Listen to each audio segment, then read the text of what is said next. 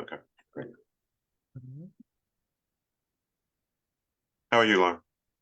Good morning and happy Election Day.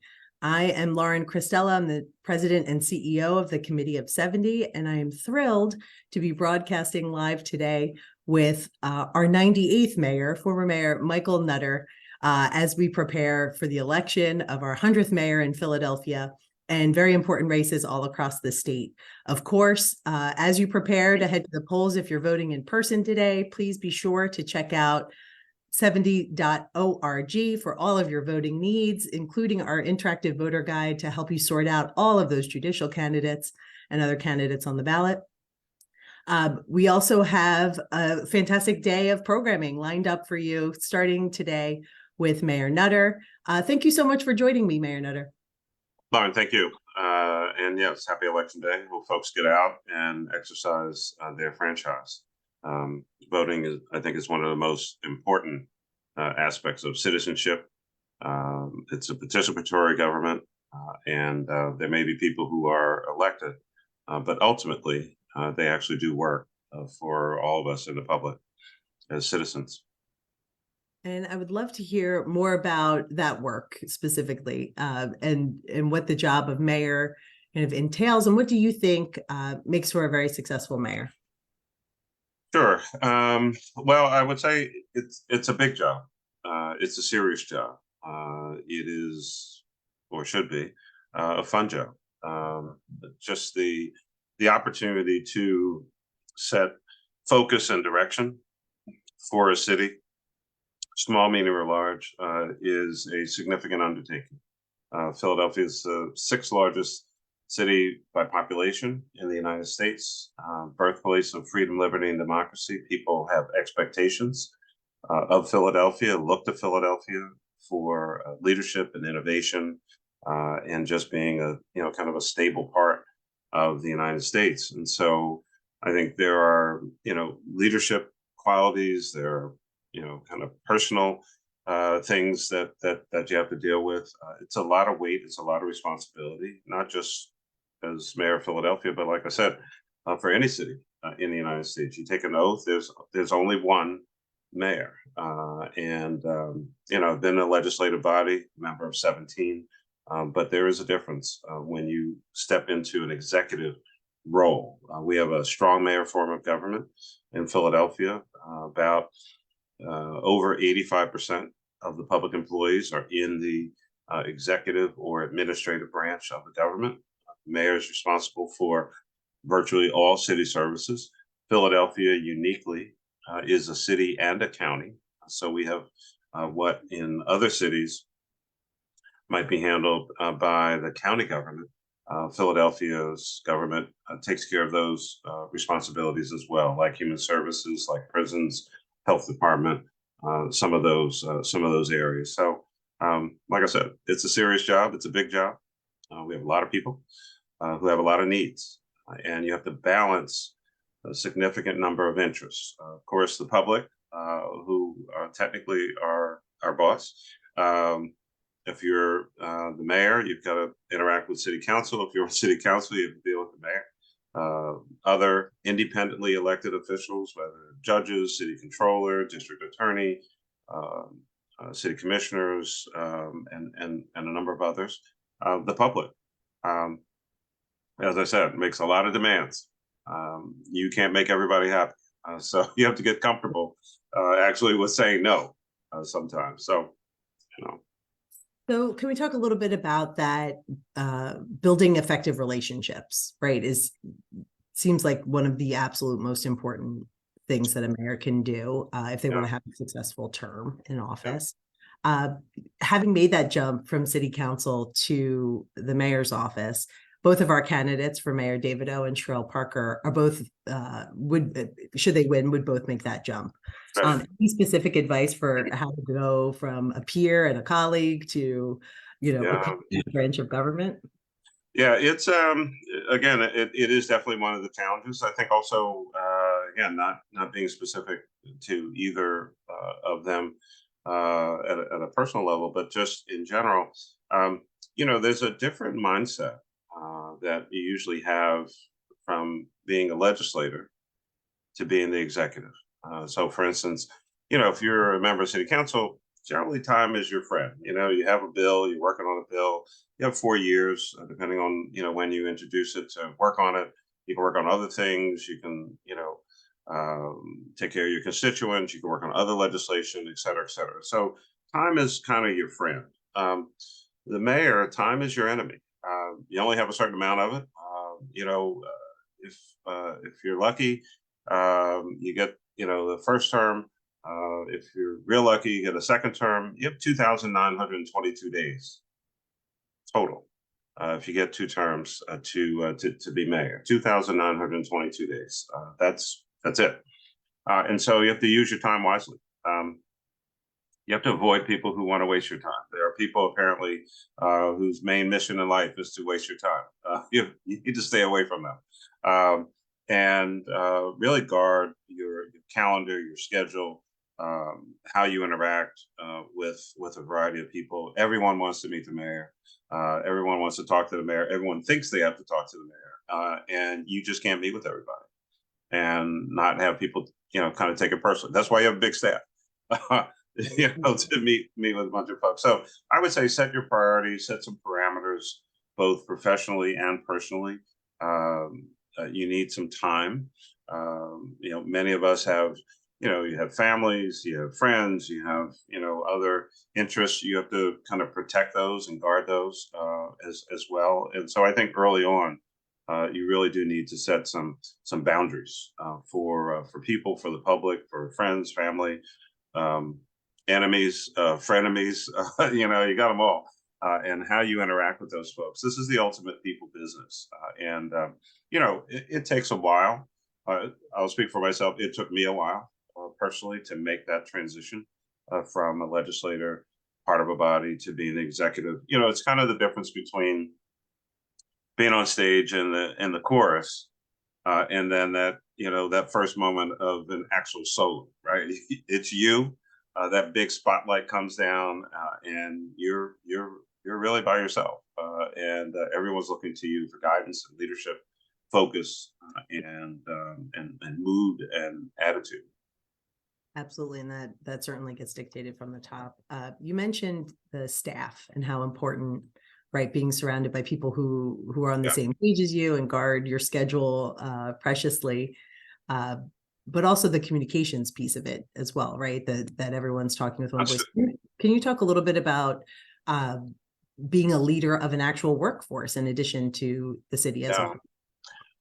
I talk to a lot of mayors on a regular basis. I was president of the U.S. Conference of Mayors a dozen years ago.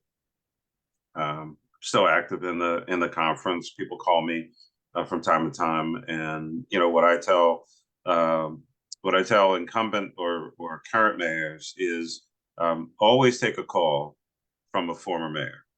You never know where help might come from, and you also don't know, one day that's going to be you calling somebody and wanting them to take your call. And so there's a network out there of current and former mayors. People look out for each other. We use, borrow, steal each other's ideas, but there's a real camaraderie amongst the mayors, because I think we all instinctively know that all of us are probably going through the same thing at the same time, and always available to help and support. Your staff will make or break you. Quite honestly, I don't know if 70's live stream allows for some kind of classic Philadelphia language, but we'll see what happens. You can take what I would say kind of a half decent. I'll leave it at that for the moment. You can take a half decent politician, surround them with a brilliant staff, and you will get a lot done. You could take a superior, best ever political person, and if they have kind of a half-assed staff, they won't get a lot done. It really does make a difference who you have around you, their focus, their dedication, their commitment. Every day is not going to be sunshine and rainbows.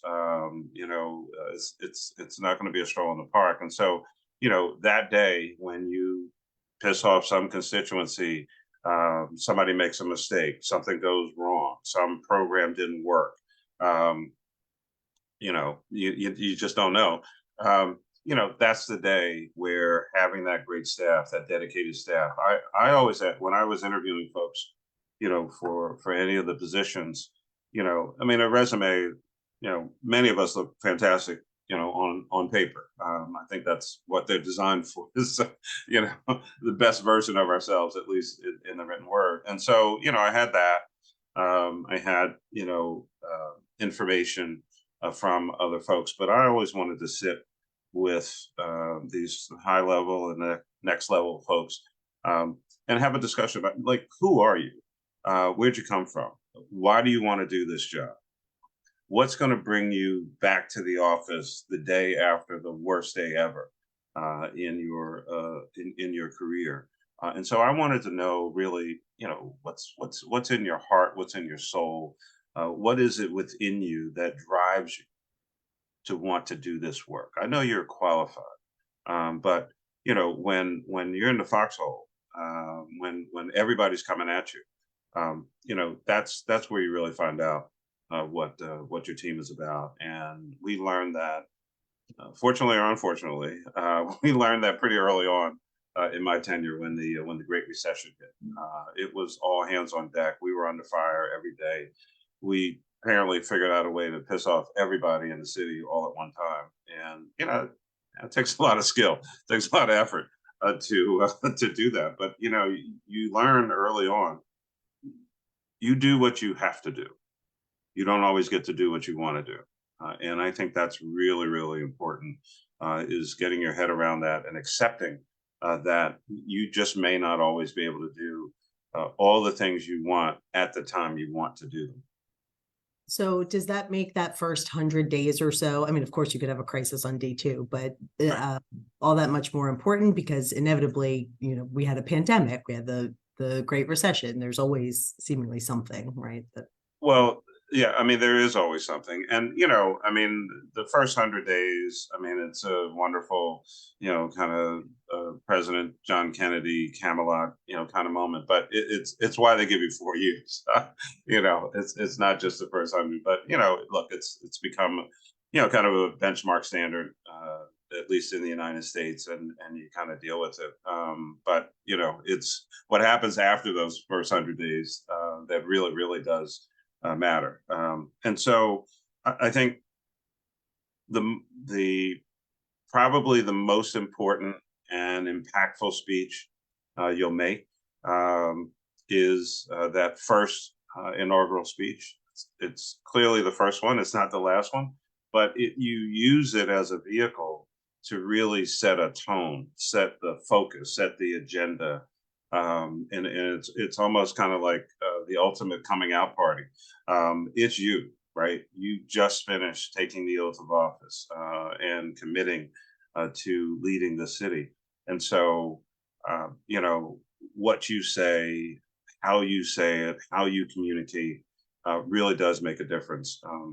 I tell electeds, the moment you stand behind any lectern anywhere, the moment you have a microphone in your hand, the lapel mic, hand mic, YouTube, pick one, any platform, you are speaking to the world, because in this day and age of communication, you are literally speaking to the world. You're communicating to multiple audiences.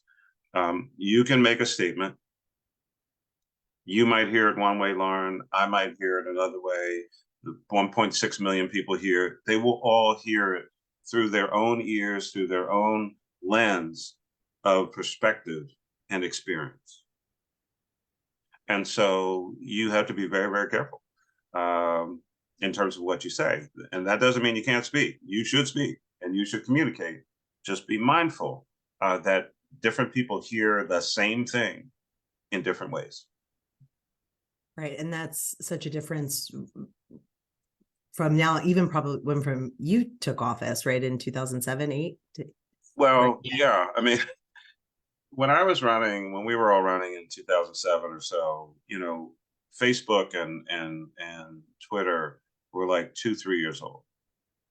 I think TikTok didn't even exist. All these other various platforms that we now either grew up with, or I mean, younger people literally grew up with these platforms. I mean, it's like I don't know, it's like a Xerox machine for old people like me, right? So this is what they know. This is how they communicate. I mean, we see young people all the time. They text each other. They're sitting next to each other, but like there's still this thing called a phone, right? You could actually talk to people, and so it is beyond a 24/7 news cycle, right? All the traditional media, right?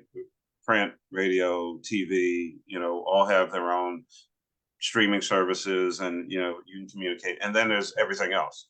And so what you say, what you do, where you go, how you experience other people in your office, on the street, wherever. Everyone's a videographer now. Yeah. Everybody's a communicator. Folks are making, they're streaming live at a meeting. And that's really, really different in the 2020s as opposed to the mid 2000s. For sure. So that, I mean, obviously that presents enormous challenges for the person in the spotlight, just Yeah. feeling constantly on. That's got to be Yeah. exhausting. Yeah. You certainly had it to a degree. And how did you maintain? You also had a school age. Your daughter was in school, Well, master, I remember. 12, 13. Yeah. Right. How do you maintain that work-life balance with that kind of pressure, the 24/7 environment, home life, Yeah. right? Both candidates have young kids. I in the honest moments of these kinds of conversations, especially again with electeds, either people in office or about to be in office, I think you need to have an understanding to some extent that this fantasy of a work-life balance, um, for the most part, is just that. It goes back to what I said, I think, almost right at the beginning about setting some boundaries and parameters for yourself. I would be the first to admit, I mean, I didn't do work-life balance particularly well. And I think my family knew that. I'd been a city councilman. I was in city council when Olivia was born in '95, so she grew up in that. I took her to meetings with me at night when she was 2, 3 years old, and on. And so I tried to kind of Friday nights pretty much be home, Saturday nights pretty much be home, and mostly kind of all day Sunday. During the week, um, not so much. You're gonna miss a lot of dinners. Um, I didn't make all the plays or all the track meets or other activities that she had going on, but I did make more than a few, and enjoyed them and was excited about them. You don't get that time back. You can't technically kind of make it up. You do the best that you can. But Olivia was old enough and understood enough that this is what my dad does. This is his work. This is his passion, and it doesn't mean that he doesn't care about me or love me. And we always had the mornings together because I did take her to school every day, and that was very special for us. But it's tough. Yeah, and this is perspective and advice that feels applicable to any working parent Yeah, professional, yeah. It's not just being married. Right. especially from on the Yeah, legal yeah. side. Well, is there anything else you'd like to add? On the leadership quality side, I know you wrote that terrific piece in the Inquirer, and you've been doing a series for the Philadelphia Citizen, which has been terrific too. Very Anything else you'd like appreciative to of add on that that. front? I think find and hire the best, smartest people that you can. Give them your focus and direction, your vision for the future. Get out of the way. Let them do their work. Stand by them. They're just going to be some tough days. Good things happen, bad things happen. You got to stand by your folks. So, we had a complete understanding among us. Like nobody gets thrown under the bus. Everybody's going to have a tough day. We got to stick with each other, and that's one of the things I'm most proud of with certainly with my folks. As the great philosopher Mike Tyson says, everybody's got a plan until they get punched in the face. I think if you look back to the last 5 mayors or so,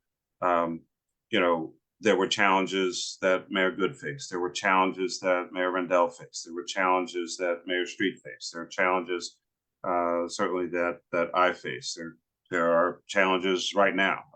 100-year, pandemic. So I mean, every mayor, first term, second term, it kind of doesn't matter. Somewhere in the course of the 4 to 8 years, if you're fortunate, something significant is going to happen. Could be a recession, could be, economic disaster, could be, plague. I mean, you don't know what. And often it's not an if, it's a when. And so again, that team is critically important. Your vision, your focus, communicating with the public is incredibly important. I guess there's something you could over communicate.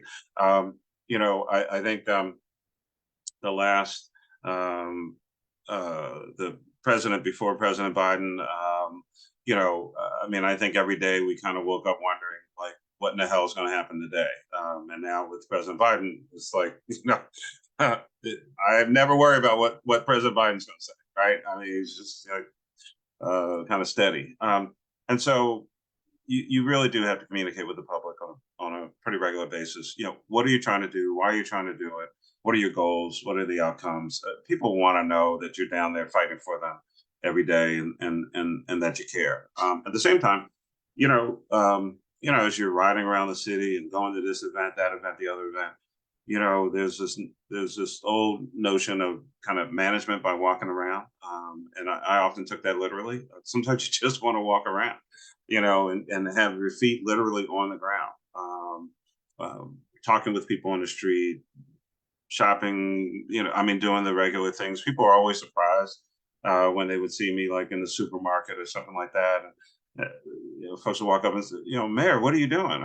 I'm shopping. I mean, I gotta get some milk or something, and you just have some of the best conversations with folks who, people are just real. And, I think staying in touch with the public is really, really important. Citizens have a lot of ideas. Some are quite practical. Some are, a little, kind of a little out there. And you got to keep up your energy. I understood, Lauren, that, and I have this theory, at least, that cities are living, breathing, feeling organisms. They have feelings, they have a mood, they have an attitude. We know that in this sports crazed town, the highs and lows of whatever our teams are doing on any particular day or weekend. But I understood that, when I got out of the car at City Hall, people were watching. They're looking, is he upbeat? Is he, woe is me? Has he got, that energy and enthusiasm, or is it like the weight of the world, kind of slumping over your shoulders? And, there's an aspect of this that, none of this is about you as the elected. It really isn't. It's about the 1.6 million people. And what they want is somebody who is up for the job. Energy is high. I know we have challenges, but we're going to, we're going to win every day. Doesn't necessarily mean you are going to win every day, but you're trying, you're focused, you're committed. And so I think keeping your energy level up, greeting people, seeing it, smiling, you'd be amazed the impact that, the mayor talking to you, smiling about something, telling you a story, letting you know things are going to be all right. I mean, folks just want to know, like, I'm out here working, paying my taxes, taking care of my kids, whatever. And they just want to know, like, you got my back. You're there for us, and that the government is trying its best every day. Happy That's a warrior. big part of the job. Yeah, happy warriors. That's what I think. So Yeah, many. yeah. I mean, like I said, it's not all sunshine and rainbows, but you know, you got to be out there every day doing the work. Yep. And I think that you said, I mean, so much of the city, right? The hungry dogs run faster, right? All of our sports. If you can't run with the big dogs, stay on the porch. You know. Right. I mean, that's, and you got to want it, right? You got to want it for all of us. So this has Yeah, been. you got to love this job. You got to throw yourself into it. You know, I liken it to, I never did this, but I've seen it on TV. You know, when folks used to like the whole mosh pit thing, and you kind of jump off the stage, and the people are there, and you have to throw yourself and all your soul and being into this job, and give your best effort, and know you want to know within yourself, you know, that last look in the mirror, or brush your teeth, or like, I don't really have to comb my hair, but you know, like whatever your routine is, you want to be able to say to yourself, you know, like, I gave it all I had today, and I get another chance to do it tomorrow. And you know, I'm going to make tomorrow better than yesterday while I'm getting ready for the next day. And if you take that focus and that attitude into it, generally you're going to be all right. Again, good lesson for any field that you find yourself in, whether it's parenting small kids or in your career. Oh, that's the ultimate job. Yeah, that's the ultimate. Like, okay, I was That's doing the it again ultimate. tomorrow. Get it up, get it. Right? Like, I got through another day. I so appreciate your perspective and sharing this time with us and getting us started on this election day. So thank Absolutely. you so much for being with us. And for Absolutely. everybody watching, happy election day. Please Go remember vote. to go vote, go vote, go vote, go vote. Get your friends to vote. Remind No, everybody. only vote one time. Only vote one time. That's one vote, but make sure all your friends are voting too. Don't take anything for granted. And please check out 70.org if you need to find your polling place, investigate your candidates, check your registration. All of that good stuff can be done from 70.org. Thank you again, Mayor Nutter, and everyone have a great day. Thank you.